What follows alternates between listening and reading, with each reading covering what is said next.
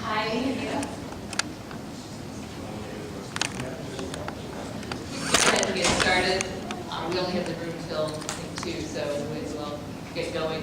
Well, thank you all, first of all, for coming out today. I want to start with just some basic ground rules. It looks like we have a very good, manageable group today, but we want to keep the discussion kind of focused and certainly civil throughout all of our town hall today. So we have note cards for questions. If you need a note card or a pen or anything, raise your hand, or if you have a note card with a filled out question, raise your hand. Ray, who's in the back, will come around and collect those, and then he will give them to me. I think he's kind of grouping them by subject matter and then giving them to me. We can engage in a dialogue about the various questions, okay? So before we get started today, I just want to take a moment to introduce myself. I know some of you in the room, but not all of you. My name is Jennifer Wexton. I am very honored to represent the 33rd District in the Virginia State Senate, and I'm also a Democratic candidate. I'm a candidate for the Democratic nomination for the 10th Congressional District. And I wanted to have this town hall today because our current representative, Barbara Comstock, is refusing to hold a town hall. And to me, that is kind of the opposite of what our elected officials should do. For me, I will tell you, I'm an accidental politician. I still don't consider myself a politician, although I've been in the state senate since 2014. I came to politics through public service. I have always been committed to public service. It's why I went to law school. It's what I did as a prosecutor here in Loudoun County. It's why I represented those who didn't otherwise have a voice in things like mental commitment hearings for involuntary commitments, kids who've been abused and neglected. And it was that really brought me into serving the public in a bigger realm. I came to learn that I don't have to treat access to justice and public service on a case-by-case basis, that there were things that I could do across the entire Commonwealth and across bigger groups of people to really cause more impact and more positive change. So I started really following what was going on in the General Assembly back in the early, around 2011, 12, 13. And so I traveled down there and I looked at the makeup of the General Assembly, and I didn't see a lot of people who looked like me, because there just aren't very many women. There certainly weren't at that time. I think we're still at 19% of the elected officials in the Virginia state government. And there weren't a lot of people who were the mothers of young kids, in the public school system. And I just felt like we really needed more of a voice. I know that there also were not folks who had my same background as a prosecutor, as somebody who had represented all of these groups that didn't otherwise necessarily have a voice. So I ran for the state senate in 2014. I was elected and I went down to Richmond, and I brought the same philosophy that I've always had of public service down to Richmond with me. So when I've been down there, I have really focused on working across the aisle and getting things done for my constituents. As a Democrat, I'm in the minority, okay? So every piece of legislation that I pass has to have bipartisan support. In my time in the General Assembly, I have patroned over 30 pieces of legislation which have become law. And I have done that by focusing on working across the aisle and working with people on issues that I know are of import to them. So I've had legislation that keeps our kids safer in daycares and online. I've had legislation that helps combat the heroin and opioid crisis that we're facing here in Virginia. I've had legislation that gives a greater voice to Loudoun County and outer suburbs in regional transit decision making, so that we have more of a voice and we can help find our own transportation solutions that aren't sent to us from Richmond or from the inner suburbs. And most recently, I've had some success with helping to combat the school-to-prison pipeline, because in Virginia, we have been suspending and referring our kids to law enforcement out of schools at a higher rate than other states do. And this is a problem. It really impacts their outcomes. So this is what I've been able to do in my time in the state senate. And during all of this, I have always been accessible and open to my constituents. I've already held 4 town halls this year. My door is always open. We don't always agree, but I always want to hear the voices of my constituents. And guess what, you know, sometimes you guys, sometimes people are right, and my initial reaction to things is not, you know, what ultimately my decision will be, because I am here to represent you. So that's what I'm hoping to do here today, is really hear more about what you guys is of interest to you. It's why I'm running for Congress, because it seems that everybody there is much more interested in pointing fingers and blaming one another and yelling across the aisle rather than reaching across the aisle to work together. So that's what I'm here for today. I think you've got some questions for you guys about what's on your mind. A big part of what I want to do is listen. If you have more, please hold them up. I'll come by and grab. Thank you very much. You maybe wouldn't mind passing in the middle as well. Thank you. Okay. So these are first set of questions we have is about the environment. So I think two of them are pretty similar, and I'll try to take those up at the same time. Or this one too. Number one, please share your thoughts on environmental conservation in Virginia. And related to that, what will you do to protect Virginia's climate, air, and water? Conservation is extremely important to me. We have fantastic, wonderful natural resources in Virginia. We've got the Chesapeake Bay, numerous rivers, all of which we want to preserve for future generations of Virginians. So in the General Assembly, I have fought very hard to make sure that we have proper environmental protections for everything that we are doing in the environment.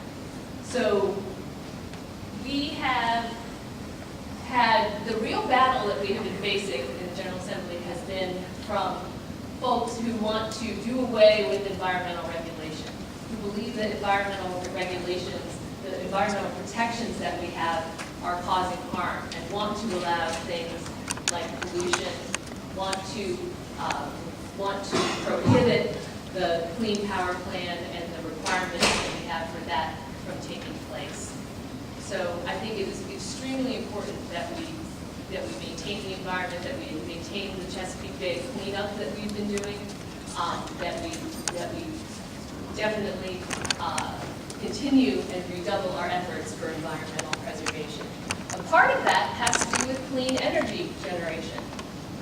This question is about what is your position on moving the U.S. towards 80% renewable energy, and what measures will you take to realize this position? We need more renewable energy in Virginia. There is no question about that. There have been, the Governor McCollum has attempted in his previous budgets to have money set aside for solar development in Virginia. And that has been struck down by the Republicans in the General Assembly every year. Amazon came to Virginia, has created jobs here, but one of their conditions was we needed more clean energy generation.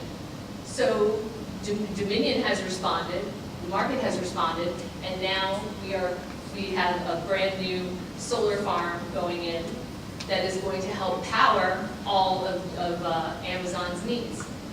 But that's really what it took. But we should be doing it because it's smart for the environment and it's smart for our economy. Virginia now has twice as many solar jobs as we do coal jobs. These are the jobs of the future, and Virginia's being left behind. West Virginia is getting, North Carolina is getting way ahead of us on solar production. And this is something that we're not going to be able to come back from. I patroned a bill this year that would have allowed true community solar to start in Virginia. So by that I mean small cooperatives of people who don't necessarily have the kind of space that they need to create their own solar generation facility, office buildings, apartment dwellers, who could create their own solar arrays and share that power together. Well, this met with a lot of resistance from Dominion and from a lot of the power folks. But this is the wave of the future. This is, Colorado has enacted legislation like this. This is the true way to get away from all of the dependence on fossil fuels and other polluting sorts of energy generation. In Virginia, we're also really well situated for wind energy. We have wind farms in the west. They are exploring the possibility of putting in wind farms on the shore. I would submit that this is a much better use of our shore than oil and gas exploration. I do oppose offshore drilling in Virginia. So anybody have any follow-ups on any of those things? What about the pipeline they want to put in? So the pipelines. There's the pipelines. The pipelines are problematic to me for a couple reasons. The first is that we're doubling down on fossil fuels. We're doubling down on fossil fuels, and the pipelines are supposed to last for the next 50 years. And I think we need to put more focus on clean energy, on wind, on solar, on the energies of the future that are not going to be polluting. These pipelines cause me a bit of concern also because they're taking people's land, and I'm not sure that it's necessarily for a public good. So if you're going to exercise eminent domain and take people's property away to put a pipeline across it, first of all, you need to make sure that it's environmentally sound, that it's not going to pollute our groundwater, our streams, our rivers in Virginia. But you also need to make sure that that's for a public good. That's the only reason that you're allowed to exercise eminent domain. It's appearing that some of these pipelines might have more capacity than is actually needed, and that they're just looking to export this fuel. Is that really in the best interests of Virginians? I'd like to pick up, since you mentioned Dominion, can I go into that just briefly? We recently installed solar panels on our house and been thrilled with that. But in order to get Dominion's permission to do that, we had to be categorized as an energy producer, which I'm not. I have solar panels on the top of my roof. But Dominion has such a hold on the whole energy situation in Virginia that I'd like to know more about how we can loosen that up and give the power back to the consumers and not to one corporation in the state. So part of that too, when they first built One Loudon, I had read that they were planning on solar panels on top of the buildings there, and Dominion nixed that idea too. At where? One Loudon. Oh, okay. When they were first building. So anyways, I'd like to comment on what can we do to pull power back from Dominion to the consumers and residents of the economy. So Dominion is a regulated utility. They get a monopoly, and the idea is supposed to be that they are regulated. But they have done a lot of spreading around wealth, and they have a lot of political clout in Virginia. And the only thing that's going to change that is the voices of the voters. I have voted against Dominion on a number of occasions. They are less responsive to market or to the pressures of the market than I would like them to be. They are becoming more so. Dominion, they have the wind farm. They have the rights for the wind farm off the shore. They put in the solar farm, but we need it not to be just for the big giant producers, and we need individuals to be able to generate their own power. And that's what my community solar bill would have done, and I'm going to keep trying to do that sort of thing in the future. I think we got to move on to a couple other things. I'm happy to talk about more of these things, but otherwise we can spend the whole hour and a half talking about that.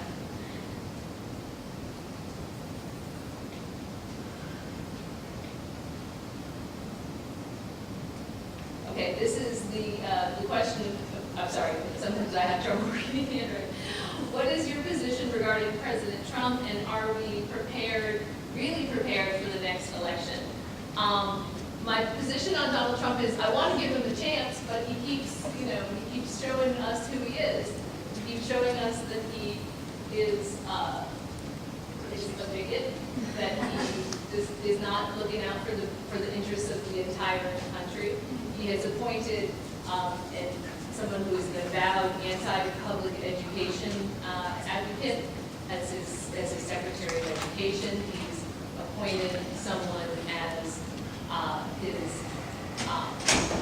his Secretary, as his Attorney General, who does not believe or is approves of things like mandatory minimums and that kind of policing that has really resulted in a disproportionate impact on certain communities. And that gives me great concern. So, I would like the president to succeed, but I have not seen any evidence that he's going to act like anything other than a bully. And I have not seen that he has any real plan to help make our country great.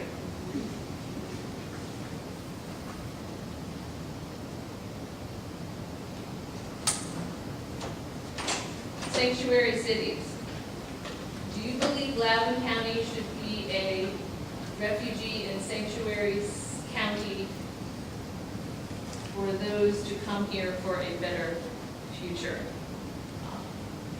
We don't actually have sanctuary cities in Virginia. We don't have places where they are absolutely not going to enforce the immigration law. I tell you what, I don't think that racial profiling is the answer.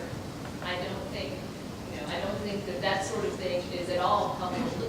Look at Sheriff Arpaio and what he was doing in Arizona.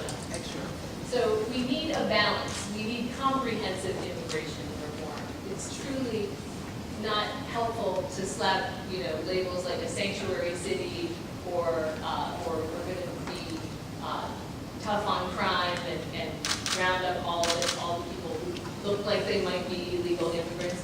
We need comprehensive immigration reform. Pelosi.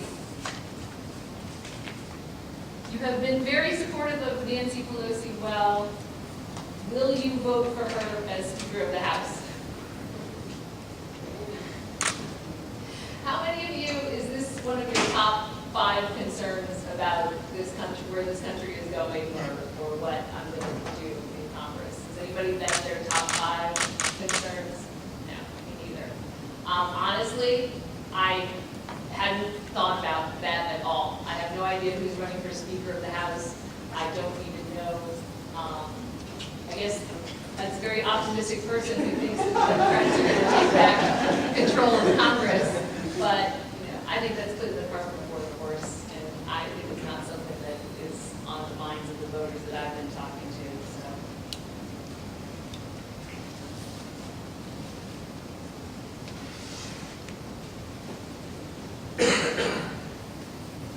healthcare, single payer. Some of the other candidates running in the congressional primary support single payer healthcare. Do you support single payer? I support all options. I think we need all options on the table. I know people are talking about single payer, people are talking about Medicare for all, people are talking Medicaid for all. We need to look at all of our options. And for me, the controlling things are, is this something that is going to provide more access to more affordable quality health care? And that's really what I'm looking at, more than putting labels on everything. So that's what I'm going to do. Excuse me. Yes? Why, our whole discussion on healthcare is on insurance, not on healthcare. Why isn't somebody looking at the big picture as opposed to one piece of the puzzle? Right. The follow-up was, the whole issue is about insurance, not healthcare. Why is somebody not looking at the big piece, the big picture? And that's something that needs to be done too. one of the problems that I see with our healthcare system is that there's no transparency or way to know what's going to cost, what a service is going to cost in any part of a state or the country. So if you get a referral to go to a certain place and get a certain procedure, you don't know, you can't do any kind of comparison shopping, you don't know what that service is going to cost. And that's, that doesn't benefit consumers. That doesn't help anybody across, the spectrum decide what they're going to do. So yes, I mean, it needs to be looked at from the top down. And I don't say that I have all the answers, but I know that these are the things that are always going to guide me in decision making. Because I do think that having access to health care is a right, not a privilege. And I do think it makes our country stronger when people have that kind of access and are able to obtain care. And I know because, in the state government, we have foregone over $10 billion of our own money because of our refusal to expand Medicaid. And meanwhile, in every state budget, we have to pay subsidies to our hospitals to help underwrite their emergency care. So that is, that is not a good way to do business. We're forcing people into the emergency rooms, which is the least efficient, least effective way to provide health care. So there have been bipartisan groups of people looking at this problem and trying to figure out solutions. But in Congress, they've been much more interested in pointing fingers at one another and trying to pander. And that's not helping anybody. So if I go to Congress, those are the things that I'm going to look at.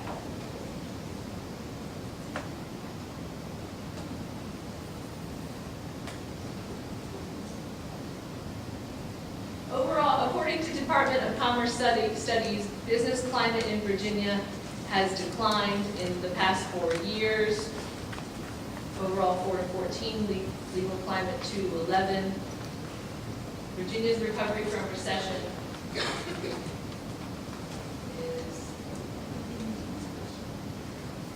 underperformed when in the past Virginia recovered strongly. Does it matter? Okay. So in Virginia, we actually have the lowest unemployment rate in the entire South. Our employment rate is somewhere around 3.8%, 4.1. It is extremely low. And we have done pretty well despite facing the headwinds of federal sequestration. So the sequestration cuts have really impacted Virginia a lot more than many other states because we have been the beneficiaries of a lot of defense spending. So that's been a problem. But one of the things we've been doing is working to build a new Virginia economy and working to create more small businesses, give more opportunities at those levels, and also work to retrain our workforce through investments in our community college system and training programs so that they're prepared for the jobs that we have. We're doing quite well in Virginia. But it's true, we are facing headwinds because of sequestration, and now we're facing headwinds because of uncertainty, because we are so reliant on the federal government. And now we have a president who's threatening to shut down the government if he doesn't get his way on a $1.6 billion wall. That doesn't help things for us. So these are things we need to stand up to. But we've had great success with our retraining programs and with our investments in the community college system. But we need to keep it up. We need to keep it up.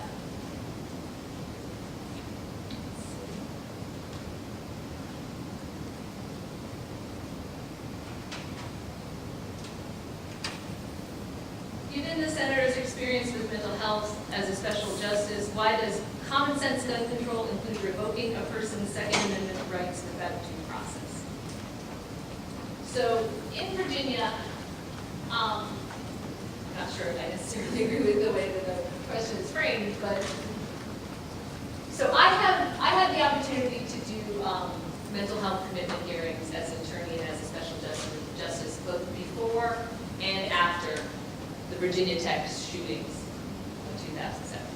And for those those of us who were here then, for those of us who remember that, that was a pretty horrifying event in Virginia's history.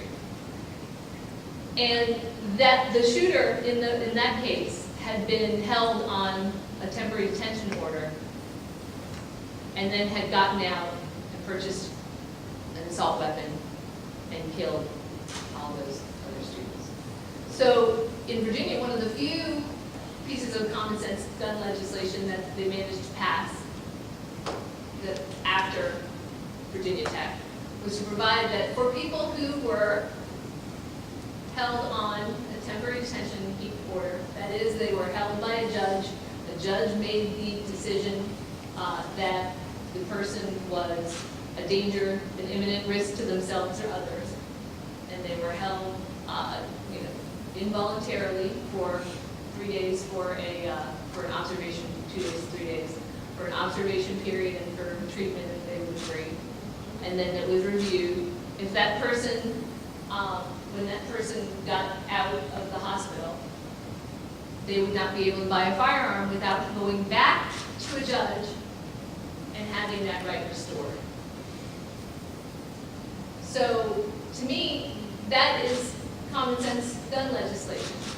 These are people who have been involuntarily committed, and nobody's taking away their rights permanently. They are perfectly able to go back before a judge, and I've seen it happen, to go back before a judge and have those rights restored. It's not a particularly cumbersome process. You get right in front of a general district court judge, and they can do that. So I think that that is common sense legislation. It was in direct response to a horrible tragedy here in Virginia, and so I'm okay with that.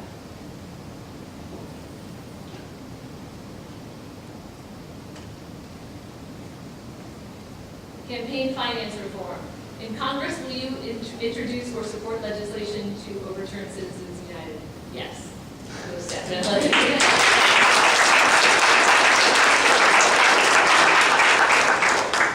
That's an easy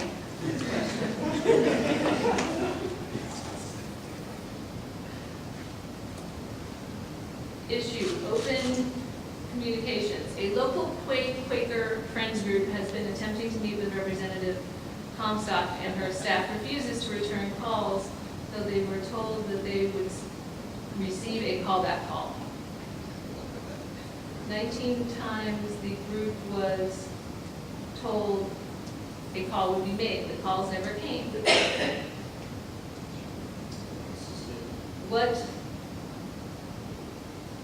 What commitment will you make for effective government communication? Effective communication. Well, for one thing, I'm here.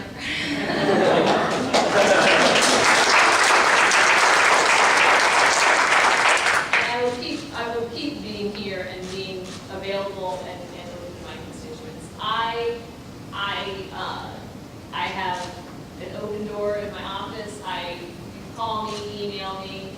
I am happy to meet with anybody and talk with you. I have an legislative assistant who has been very overworked, but is always available and very responsive for constituent issues. I work for you, and that's what I'm going to continue to do in Congress. I mean, it wouldn't change.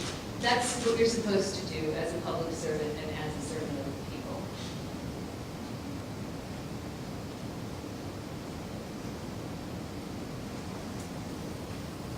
Since Comstock won't hold a town hall, and you are basically part of a shadow government we hope to become real.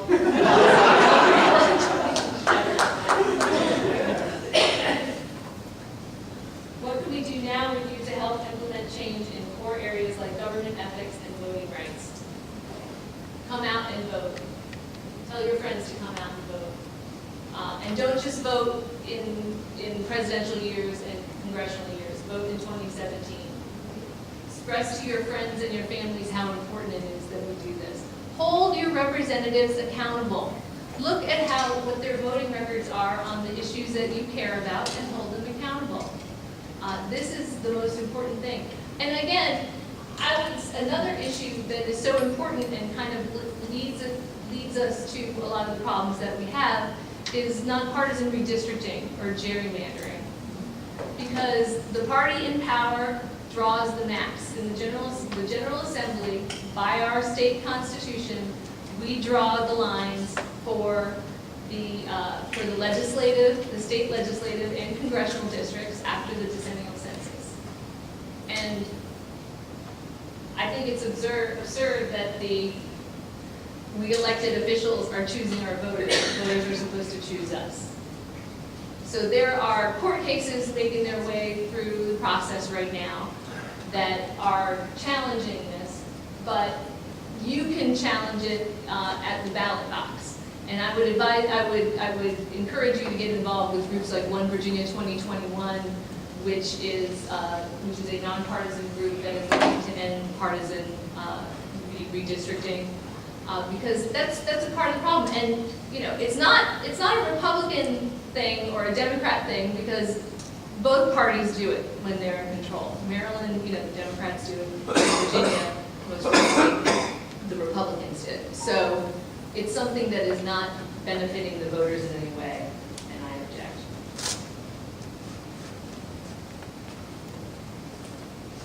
Thank you for doing this town hall. Please describe your plans to continue this constituent engagement.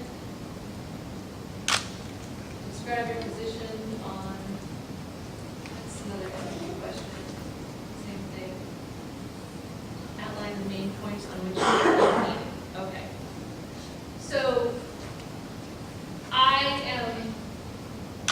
am here to represent you, as I've said. I think that one of the things that we've seen in Congress too much recently is that people, as I said, are too busy fighting and pointing fingers, and we're not concentrating on the issues that we need to concentrate. We need to work on finding solutions in healthcare. We need to work on finding solutions in workforce development so that our people are ready for the jobs of the future. And in educational reforms and improvements to give more flexibility, but also make sure that our public schools are as strong as they can be and that people can afford to go to college. That's one of the biggest things I hear on the doors here in Loudoun County and in my district, is that people are worried about how they're going to be able to pay for their kids to go to college. And they're worried about whether their kids are going to be able to find a job when they graduate from college. So these are things that we need to concentrate on. I think also, we need to focus on comprehensive immigration reform. Demagoguing about, minorities is not helping the situation at all. We had comprehensive immigration reform on the calendar. The Gang of Eight passed a bipartisan bill through the Senate, which probably, nobody liked 100% of, which is how you know it's good legislation, and it just simply died in the House. Too often, people are not willing to make the hard decisions and compromise and work together, and we need to do that more.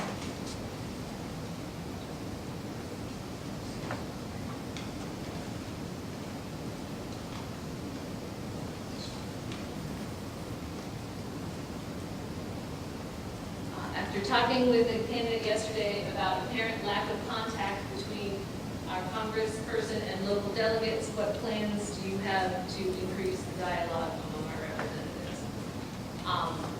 I will always, my door is always open. I will always have regular contact with all of the representatives, no matter what their party.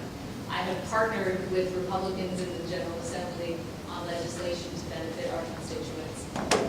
I will continue to do that in Congress, and that's what I've done before, and that's what I will continue to do in Congress.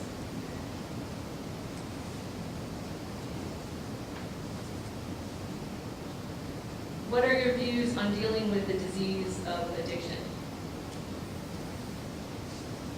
Addiction is a disease, so I thank whoever phrased the question that way.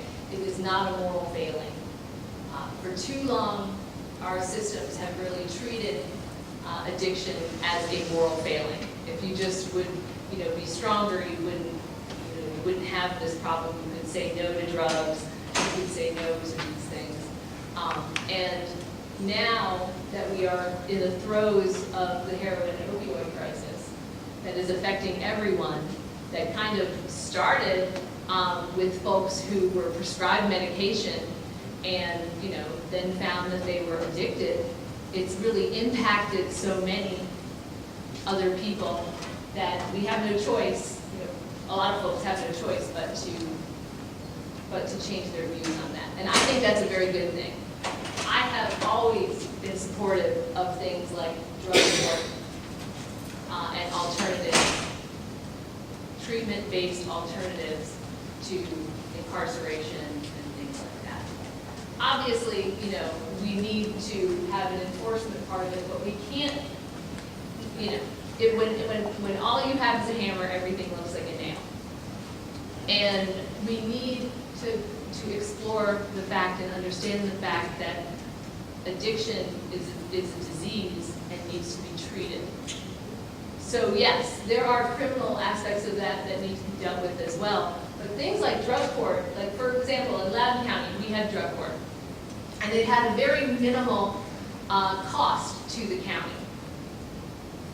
In fact, the county commissioned a study which found that it had a net positive fiscal impact because people were not going to jail. And the positive stories that came out of the positive results of drug court were fantastic. We had people who were completely turned their lives around, got off drugs, didn't just get off drugs, kept custody or got back custody of their children who were no longer in foster care or having to be looked after by other people, who paid their court fines and costs on time, who got their driver's licenses back, who had to maintain a job, who had to maintain employment as a part of it. And it gave a lot of people an opportunity to turn their lives around. But in 2012, the new Board of Supervisors nixed it because they didn't believe that addiction was a disease. So things like this, we need to look at all the alternatives, and I'm glad to see that we're starting to get more options.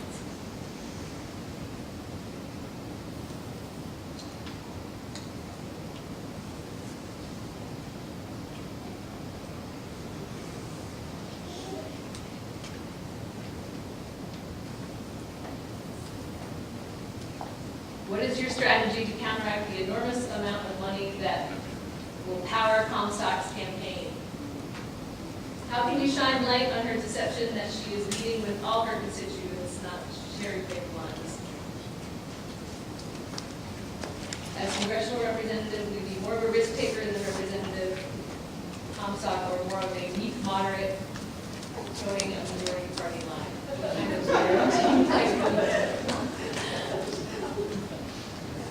Well, once again, I'm here, right? So yeah, there's going to be a lot of money in this race. There's going to be a lot of political advertising. There's already, I have trackers, who like to come and follow me and look for me to make an unattractive face and things like that. But we got to fight back, people. That's the only way that we stop it. Is to fight back. You've got to stand up to the bullies, or they're just going to be in power. I don't know how many people, you can't just stand down and do nothing. And that's why I'm here now. That's why I'm running, because I feel that I'm here for you, because I feel like we're not getting a voice. And that's unacceptable to me.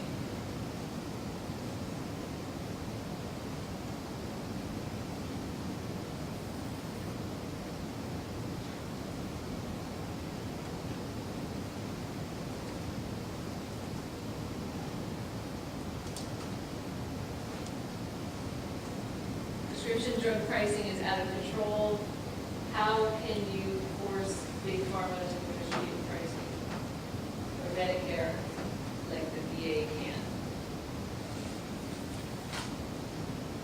We have buying power. We have the ability, and we just need the will to get big pharma to the table. There's no greater buying power than Medicare. you're no better for your customer than the federal government through this program. So we have the power, and that's the only solution, is to use it, to negotiate those prices. And that's something I think is extremely important, and I would definitely do in Congress.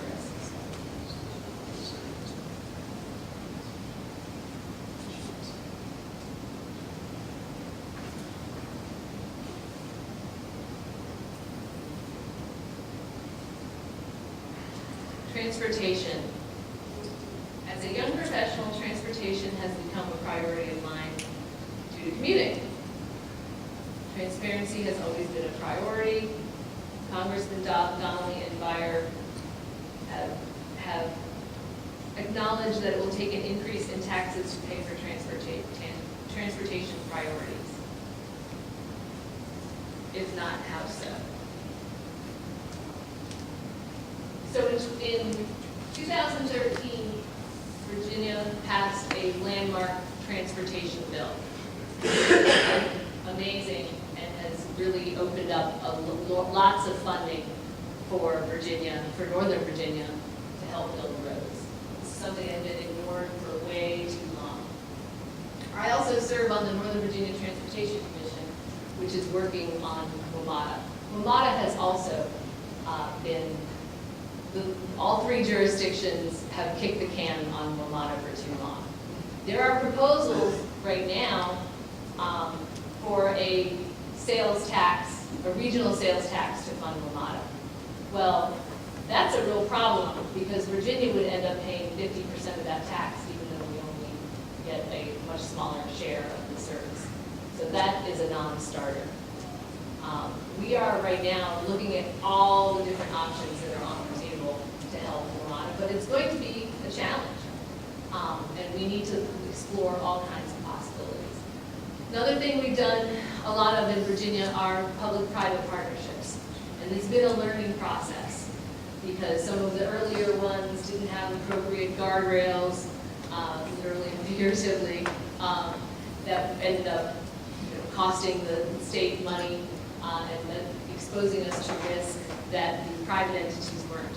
So there was an overhaul of the P3 concept as well. But that has been a very positive thing for Virginia and as a general matter in terms of helping to expand our road networks in a way that we wouldn't otherwise be able to raise the capital to do. But we need to make these hard decisions, and we haven't been willing to do it enough. I always want to look at all the different alternatives that we have on the table and then make a decision based on that. I'm not somebody who's going to sign a no tax pledge and just say I always refuse to raise taxes, but for me that should be a last resort. I think we need to make sure that we are being as efficient as we possibly can. I think we need to explore all the other alternatives and then make a decision based on that.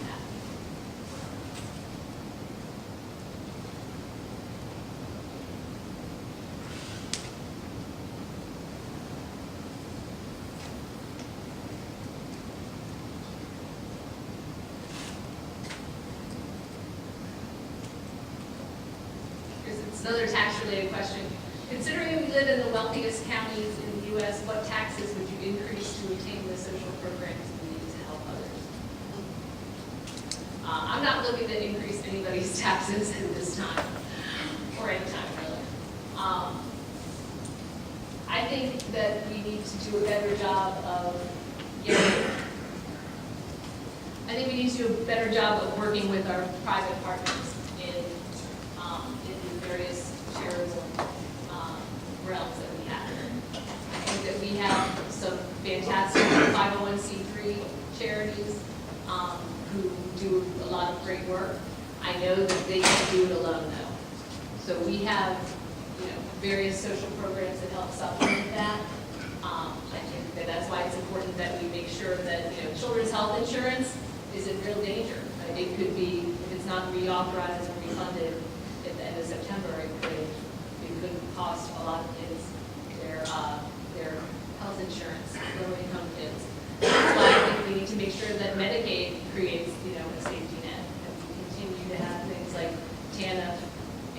other supports for people. But I think we can also help leverage the private charities and things that people can access in order to get the services that they are not getting.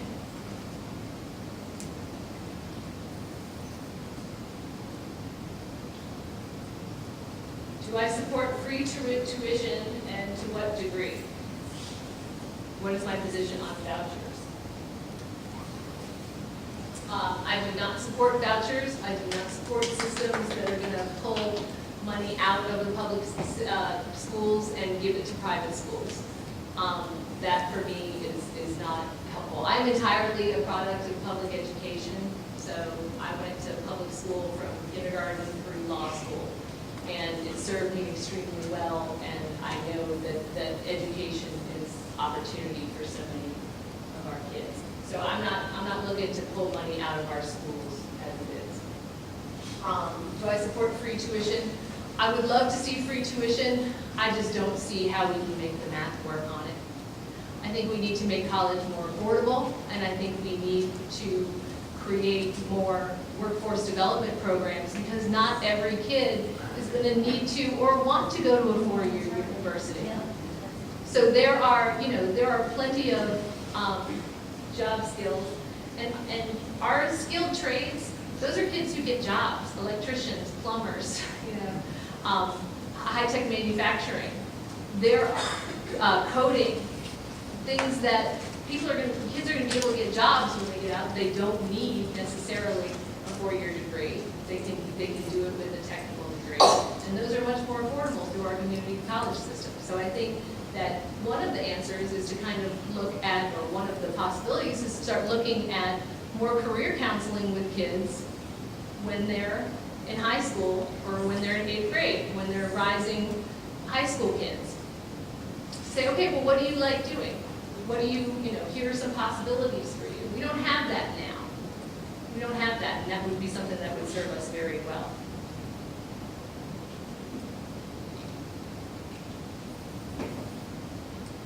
As a member of Congress, you will be asked to make foreign policy decisions. Please tell us about your foreign policy positions. Wow, that's a big one. The dirty word shall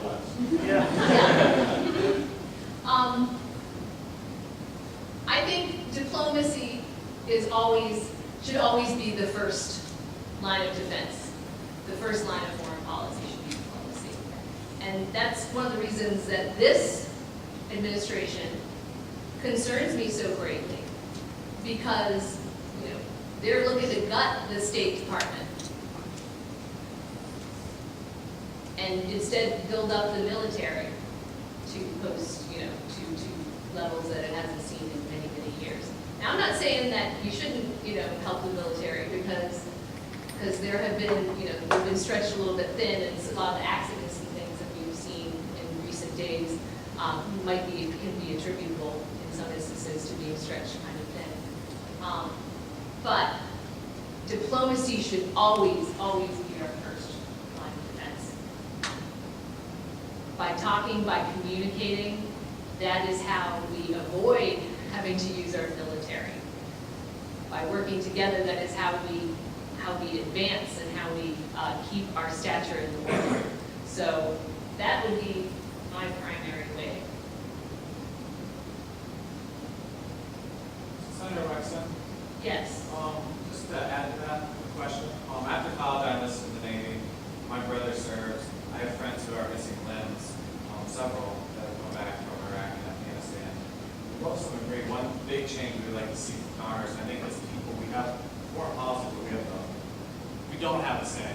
With so many other issues we can interject as the people, but foreign policy, we don't have a say. And as someone who has served and has friends that have suffered physically and emotionally, mentally from that, we're really tired of nation building. We believe in this free market, which I subscribe to, where we don't make anyone to manage our economy, but then we think we're so arrogant, we can go over there and try to create democracy. How does how those two correlate? Right. Excellent point. So I just wanted to leave with nation that. building. Well, no, and I absolutely agree with you. And as we are still, going through a war in Afghanistan, our longest running war, have not completely gotten out of Iraq. I mean, those are two examples, and that once you go in there, you can't get out. So yes, I absolutely agree with you. And nation building is somewhat arrogant, I think, for us to do that. So, well put.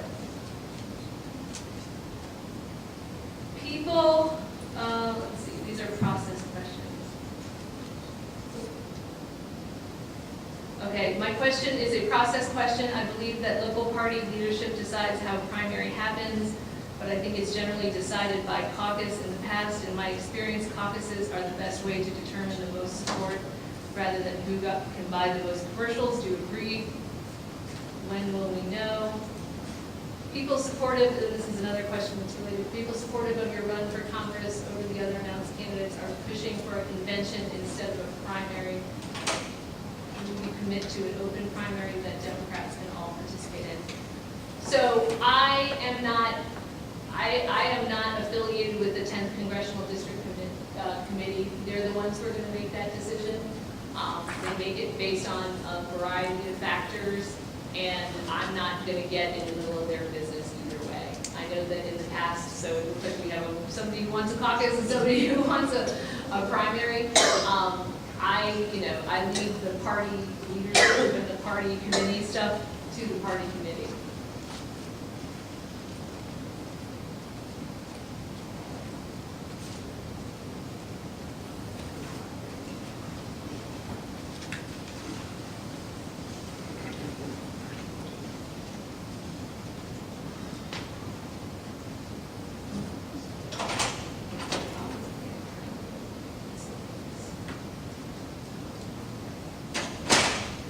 Number one, how do we form a coalition to make progress on the debt ceiling in the budget? Well, I hope that the representatives in Congress have learned something from what happened in 2013. I truly do.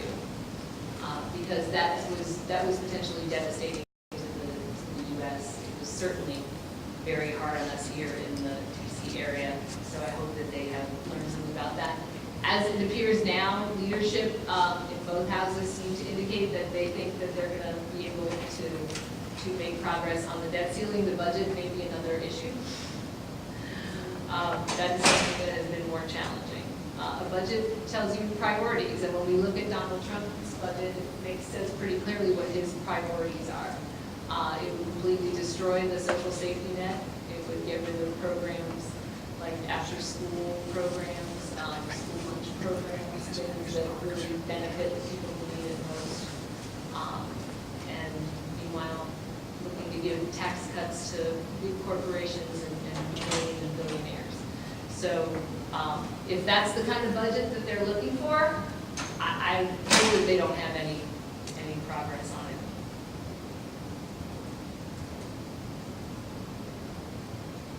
What are your ideas on improving the ACA to broaden its appeal and effectiveness?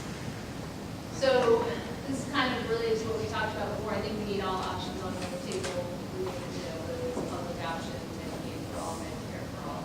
But one of the things that needs to happen in the very short term is we need to make sure that Congress reauthorizes or authorizes and funds the cost-sharing subsidies, because that could be devastating to a lot of people. The insurance companies are trying to work with the ACA. For 2018, every county in America will have at least one Obamacare plan available, but we need to help shore it up. So that also includes things like making sure that people know about their opportunities to sign up for Obamacare, because you need people to sign up. We need things if people aren't going to agree to if there's no way to keep the individual mandate, which I think is really integral to, one of the things that's integral to the program and to the viability of Obamacare is making sure that it's not only sick people who participate. We need to make sure that well people participate too. So whether it's through incentives or penalties or an individual mandate, we need to make sure that there is a broad coverage throughout the system. We need more flexibility, I think, for the states. I know that the Center for Medicaid Services was working with a number of states to work on various different kind of plans, because you can't have a one-size-fits-all plan for the entire nation when it comes to this kind of health care. So we need to have flexibility for the various states to decide what works best for them in their state, subject to certain parameters and guardrails with regards to coverage, but we need to give states more flexibility too.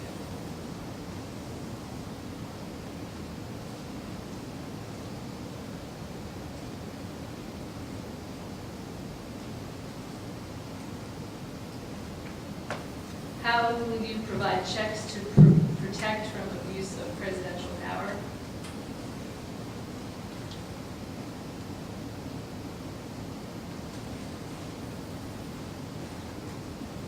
So, this is another really broad question. I think it depends on what the action is that's being complained of. I know that there have been movements afoot to have a constitutional convention, to change the Constitution, to change the Constitution. I don't think that's a good idea. The president coming back to the military force is still operating under the same authorization for the use of military force from post 9/11. And I think that one of the ways that we can make sure that we keep America safer is by requiring that there be a new authorization, by not giving the president a blank check to engage us in military activity all around the world, and expose us to those dangers and expose our service members to those dangers.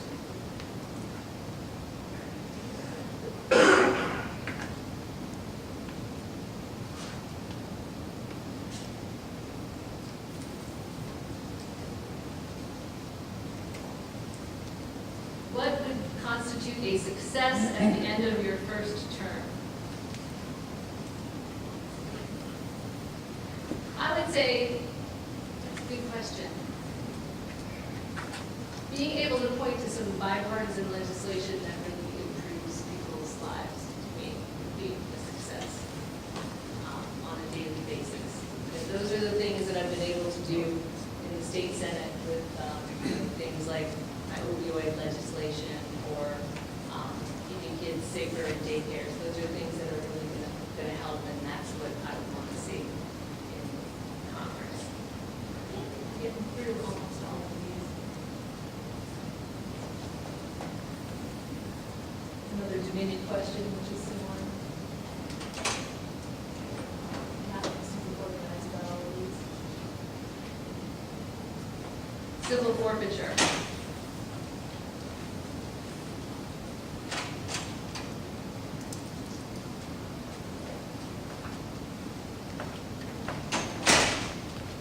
Our current Attorney General has spoken in favor of the increased use of civil forfeiture by local police departments.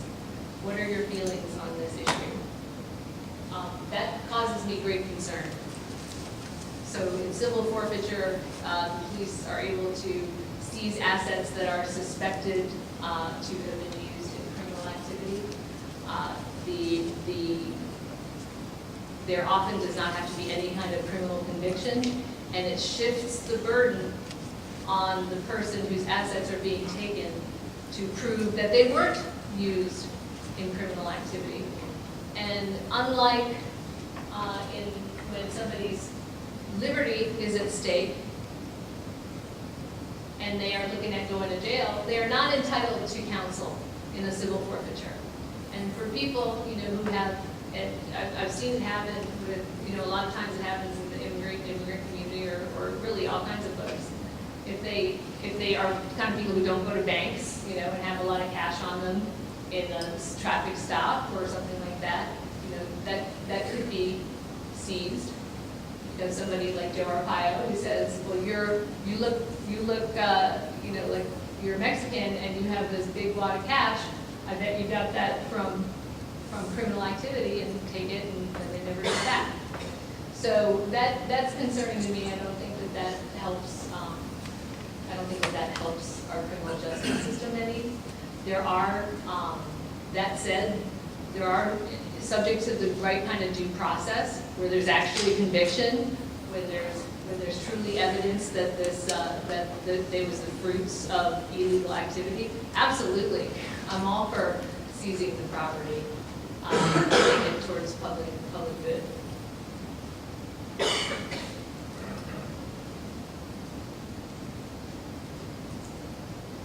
I've got about 5 more minutes.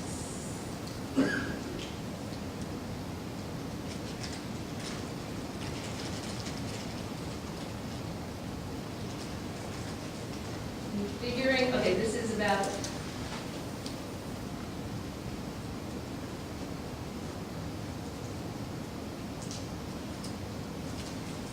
first responders, figuring a way for first responders to live in their jurisdictions. A, affordable loans or rents, setting up a tax deferment for landlords and tax incentives, public local grants, and low-income housing. Yeah, absolutely. So, affordability of housing. This is something that has been a big problem, certainly in Loudoun County. When my son started high school, on Thursday, I know a lot of your kids started school, and as he was telling us about his day, he was telling us about his teacher, and he's like, oh yeah, and he lives in West Virginia, and it takes him an hour and 15 minutes to get here, and she lives in Maryland, and it takes her, however long. So the fact that our teachers and our firefighters and, our sheriff's deputies can't live here in Loudoun County is concerning to me. This is not something that necessarily is a federal only issue, or a local only issue. I think we need to work at all levels to help create low, affordable housing and low-income housing so that we have that kind of diversity of housing stock. One of the bills that I fought very hard against in the General Assembly actually took away the ability of localities to get proffers for more affordable dwelling units and things like that in their development plans. And that was something that was fought for very hard by the home builders and those communities because they wanted to maximize their profit. And that's a real problem because a lot of people can't afford to live here.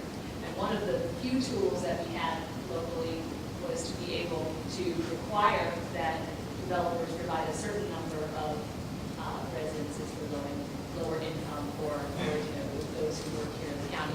Now, it still isn't nearly enough for what we need, but I think that we need to look at all of our possibilities.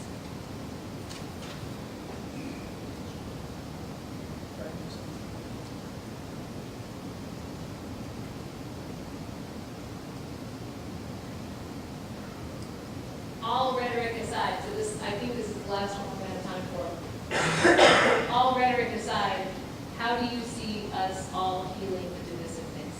Party, race, how are we going to stop that?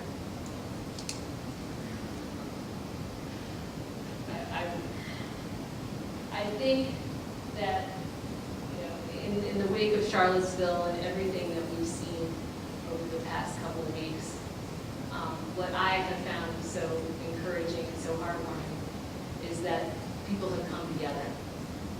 When we have these kinds of tragedies, there are the loud voices among us who speak to divisiveness and who try to equivocate between white supremacists and those who are protesting them. Unfortunately, one of those voices is our president. But there are more of us, there are more people who believe that all men are created equal, that everyone deserves the same opportunity, that hate is not a value, that hate has no home here, than there are of those who would divide us. So I am inherently an optimist, and I inherently do believe that we we will prevail, and we will overcome, because we always have before. So I thank you very much for coming out today.